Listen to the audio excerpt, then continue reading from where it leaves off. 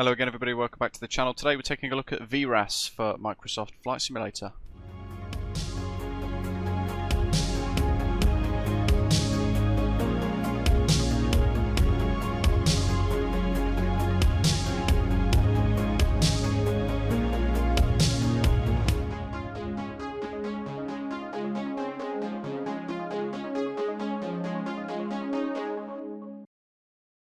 So very warm welcome back to all of you. If you're new to the channel, hit like, hit subscribe as well. Share your thoughts as always down in the comments section below. We're still boarding, slightly behind schedule by the looks of the DVDGS, and throughout the video we're going to show you a new product which is going to exclusively launch on Contrail imminently by Land3 Simulations. So without further ado, we'll shut the door, get everything started up, and then we'll start to discuss this new add-on, which actually is compatible with quite a lot of different aeroplanes, including this, the Fenix A321 for MSFS.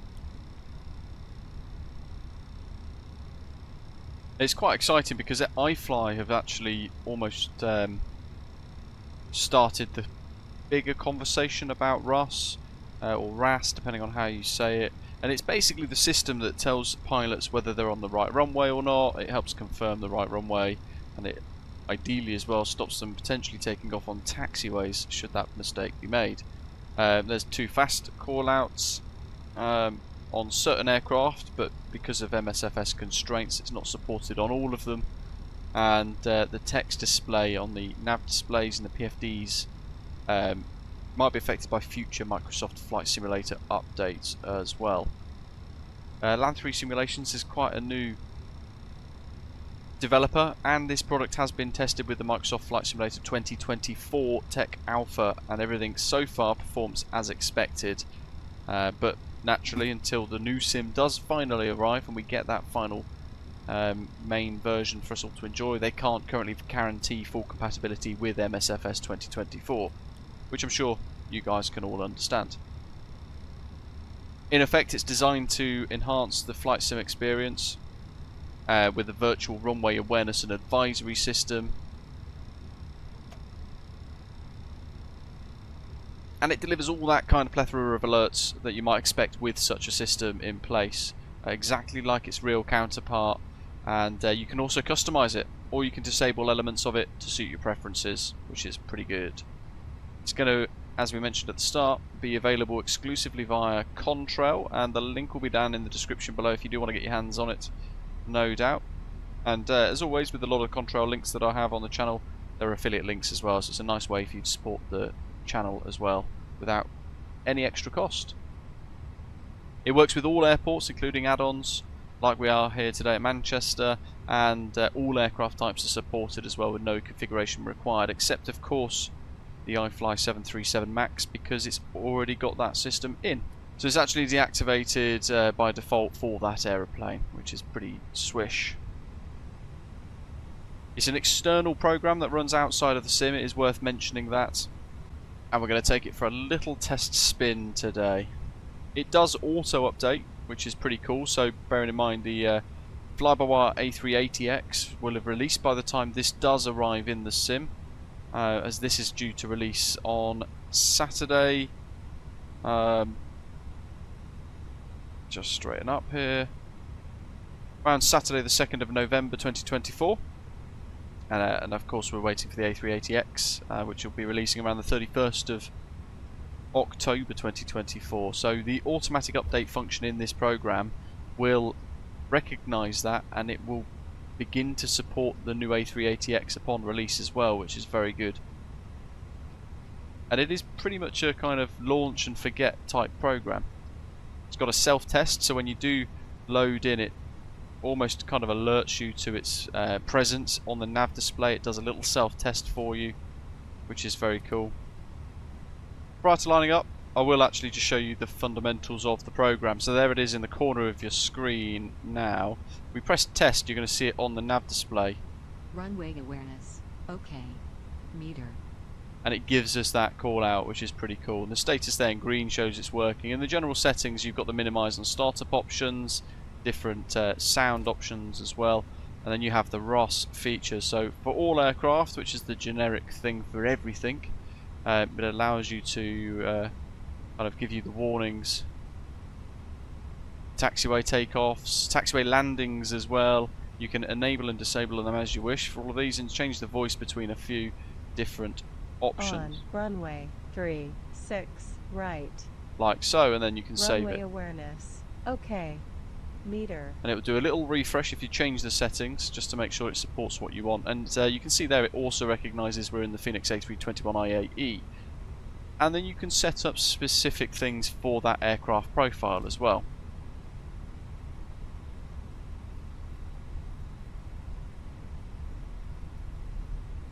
So there's a lot for you to get stuck into really with the product and the program itself. You can customize your own experience, which is very cool.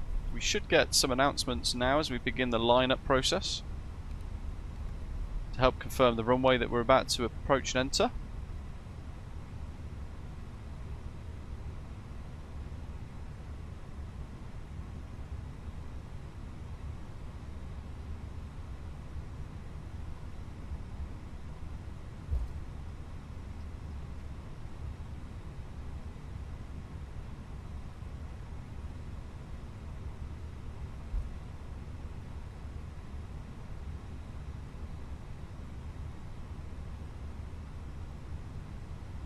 Approaching 23 right. There we are. So the iFly system does it slightly earlier on the 737 MAX from what I have noticed. But you can see there big bright letters on the nav display there. You can't go wrong really with that.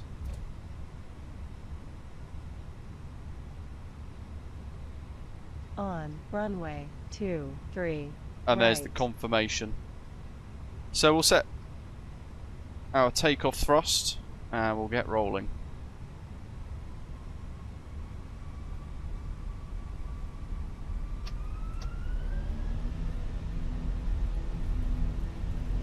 And we'll have a listen on the other side of the flight as we arrive back to London Heathrow as well. I'll show you guys the features. They're all the same effectively across the aircraft. Whether or not you enable or disable some is down to your own preference, but these are the main ones that I wanted to show you guys today. But it's very cool. V1 rotates, V2. Go gently back. Positive rate gear up.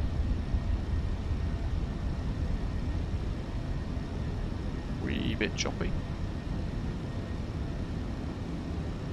It's a very impressive system, the iFly 737 MAX, which has it included as well. That was one of the features for me that stood out the most, and at the time, of course, as well, it was quite unique.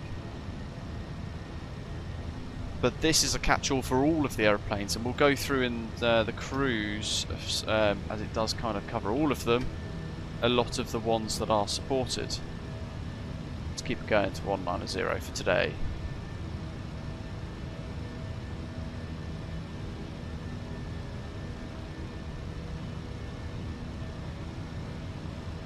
So as we mentioned before, the Fenix A321 that we're in today, the CFM and the IAE engine options are both supported in this with the audio and display, and same as the Fenix A320. The fly-by-wire A321X is also completely supported by this, as is the Flight Sim Studio or FSS E-Jet series and their 727. Horizon Simulations Boeing 787 are included as well. It's worth noting as going back to that 727 there, it doesn't have any displays, so you get the audio but you don't get the vRAAS display text, which is understandable. No display, no display. So Inibuild's A306 as well, that's completely compatible, and as we mentioned, the iFly 737 MAX 8 that is included in the aircraft already, so therefore vRAAS, this program, is disabled for that add-on by default. The Leonardo Mad Dog series, that's completely supported, as is the Latin VFR A330-900 Neo, the Headwind A330 Neo, the default Microsoft Flight Simulator A320, the 747-8i, A320 Neo, CJ4, Citation Longitude, Grand Caravan, all 737 variants from PMDG, and also the PMDG 777, which is pretty cool. There wouldn't ordinarily be a too fast call out on a lot of aircraft, but things like the Fenix A320s, it's not a function that is available. That's only something that you'll get on the Horizon 787 and the FSS E-Jets, the Leonardo Mad Dog, the Headwood A330 and the PMDG 777 and 737 series. So on those aeroplanes that we've mentioned, you will get the too fast call out if you are fast on the approach, but aircraft like this, you won't get that on there.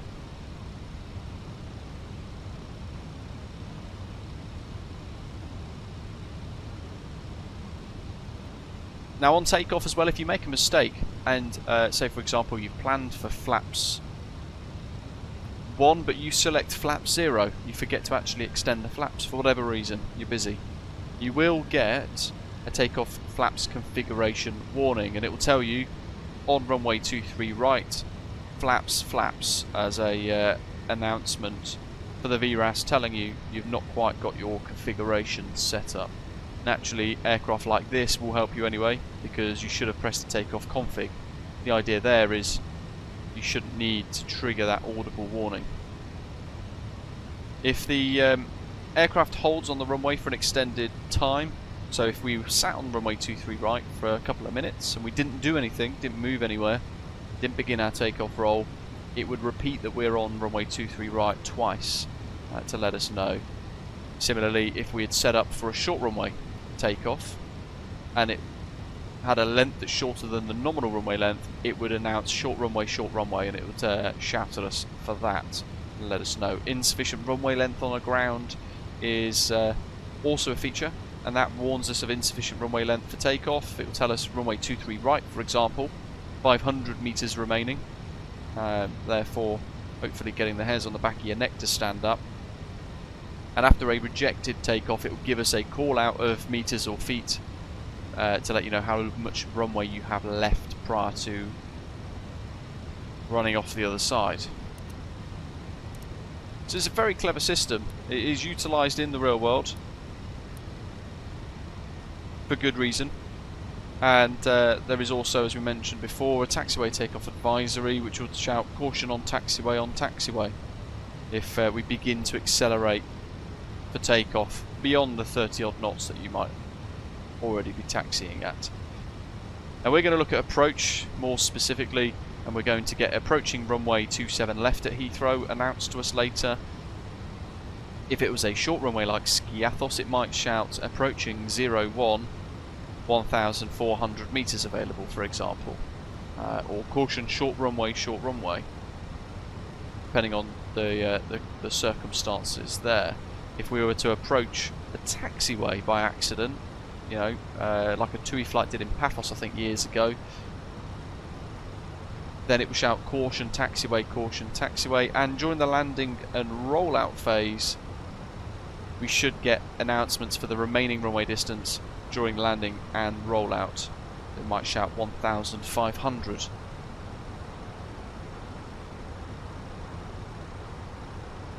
We might try and trigger some of the landing flaps warnings as well. We could get the too high on approach, too fast on approach in some aircraft. Unstable approach warnings, and it will shout unstable. That should trigger a go around hopefully. And if you haven't set your landing flaps properly, then it will shout flaps at you. If you are a floater, or you chase the butter, which isn't particularly realistic to be honest, and you land long, then the aircraft's vRAAS system that we have installed, that we're showing off today, will warn you. It will tell you long landing, or deep landing, based on the scenario that you're dealing with. And that's there to warn you that you've touched down far from the runway threshold, and therefore reducing your available stopping distance, so your auto brake of low might no longer be suitable. Now in the climb, we might not have the altimeter set properly. We might be on the local QNH 1025, like I've just switched to there. Definitely going to get penalised on the virtual airline for this. If we remain like that for too long, it should shout altimeter setting to tell us that in the climb the altimeter isn't set properly.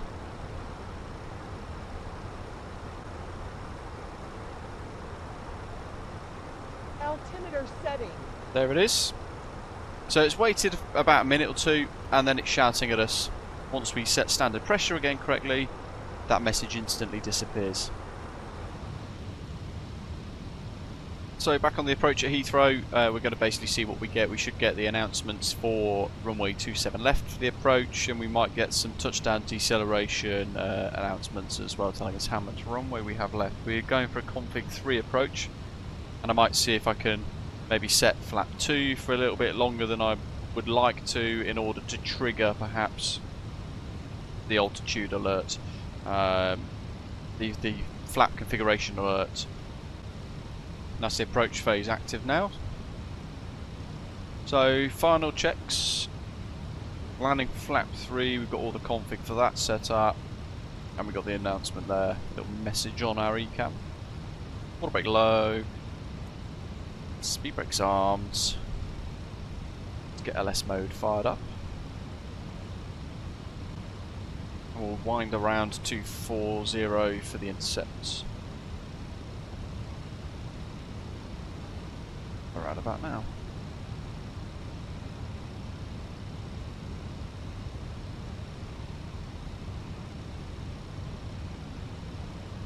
There's the London Eye and the Houses of Parliament.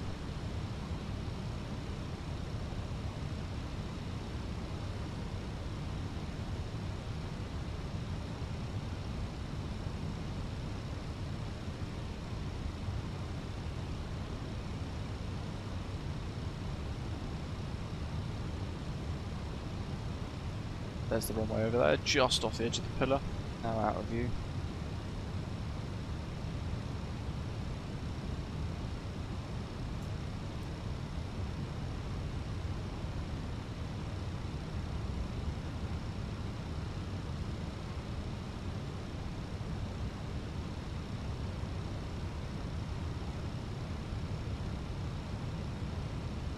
.240. Approach mode's armed. Let's get her established. And we'll listen out for the next announcements. And I'm going to see if I can trigger one of those flaps configuration audible alerts, but otherwise we'll just keep it normal operations. Because predominantly that's what we're going to hear the most. We're very rarely going to take off on a taxiway, for example, so I can show you all of those features. The video will be many minutes longer if we covered everything, so I just wanted to show you guys the primary things that we're going to see and hear during our routine flights in this aeroplane.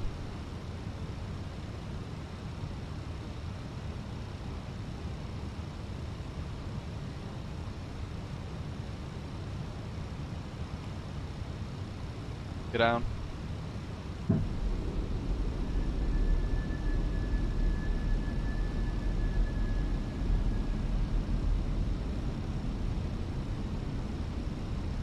Glide slopes alive. Down we go. 2,500. Check.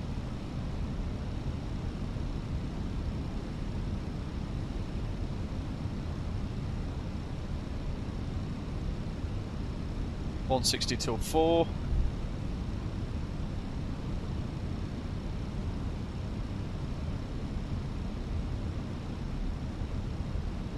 A little bit of cloud, looks like potentially a bit of rain over the airfield, unless we go through that and it clears up.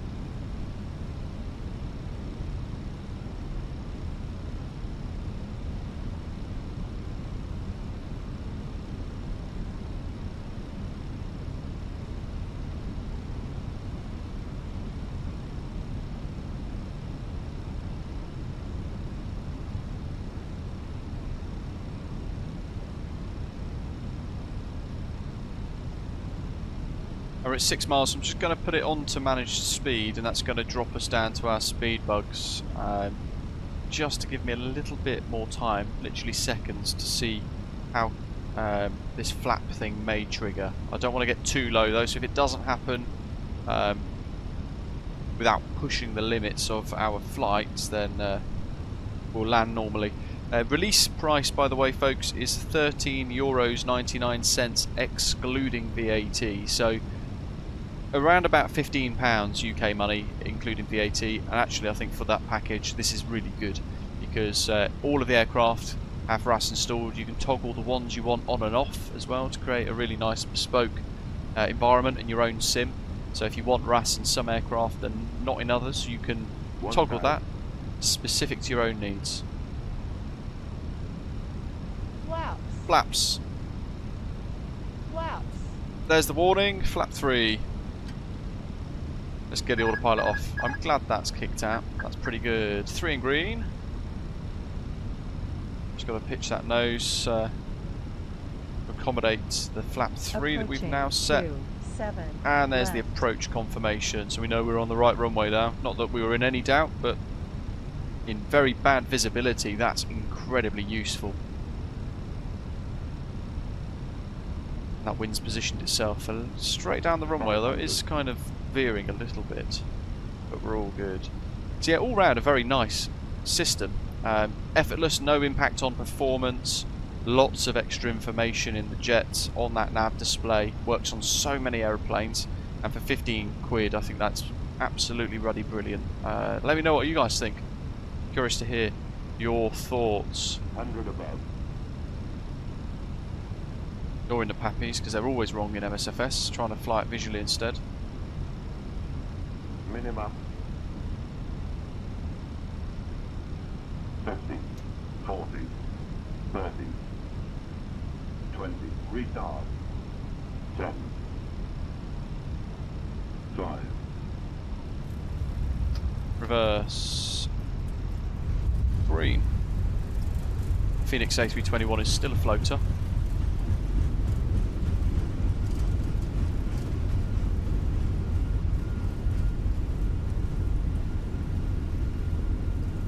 My brakes. Nice long runway, so we're not going to get any announcements, I don't think.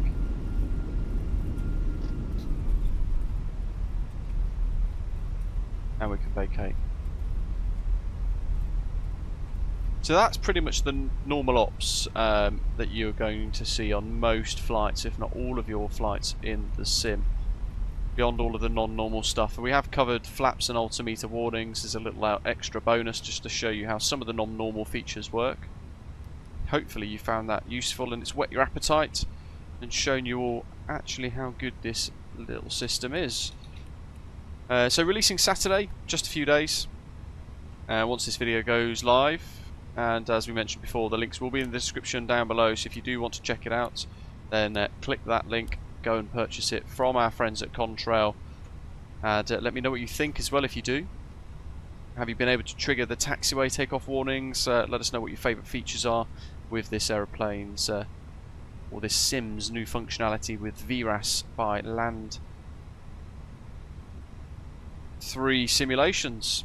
I'm going to head back towards the stands here at Terminal 3 London Heathrow, shut down and end my flight. So I hope you've enjoyed the video, and stay tuned for more content over the next few days and weeks. But in the meantime, as always, thank you very much for flying along, and I'll see you soon. Take care. Thanks for watching.